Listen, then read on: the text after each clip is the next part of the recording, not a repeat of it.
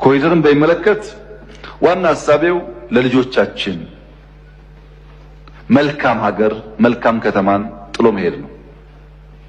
ልጆቻችን ሌላ ናፋቂ ሳይሆኑ በሀገራቸው የተሻለ ከባቢ ኖሯቸው እንዲኖሩ ለማስቻል ነው። የደቀቁ ሰፈር ማለት አይቻልም። የደቀቁ ለአይን ለማየት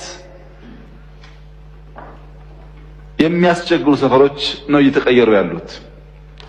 አዲስ አበባ ብቻ አይደለም፣ ከአዲስ አበባ ውጪ በቅርቡ ሐረር ሄጄ ያየሁት ጀጎል ውስጥ ያየሁት ነገር ተአምር ነው። የሐረር ሕዝብ ይሰማኛል። ሐረር የምታውቁ ሰዎች ትሰማላችሁ።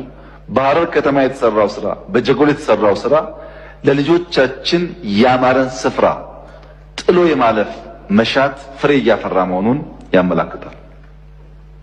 ያመላክታል። መስፋት አለበት፣ ብዙ ጋር መድረስ አለበት ሚሆን እቀበላለሁ። ግን ጅማሯችን በጣም ተስፋ ሰጪ ነው።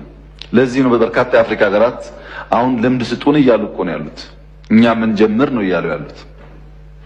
በተለይ ስፔስ በሚመለከት በቤት ላይ ቤት፣ በአጥር ላይ አጥር፣ በአጥር ላይ ሰርቪስ የነበረውን የኑሮ ዘዬ ቀይረን ልጆቻችን ወጣ ሲሉ ወክ የሚያደርጉበት ኳስ የሚጫወቱበት ከባቢ መፍጠር፣ ከባቢን ለኑሮ ምቹ ማድረግ በጣም አስደሳች ጉዳይ ነው። ከዚያ ባሻገር ግን መሰረተ ልማት ግንባታው ግምት እንዲሰጠው እፈልጋለሁ።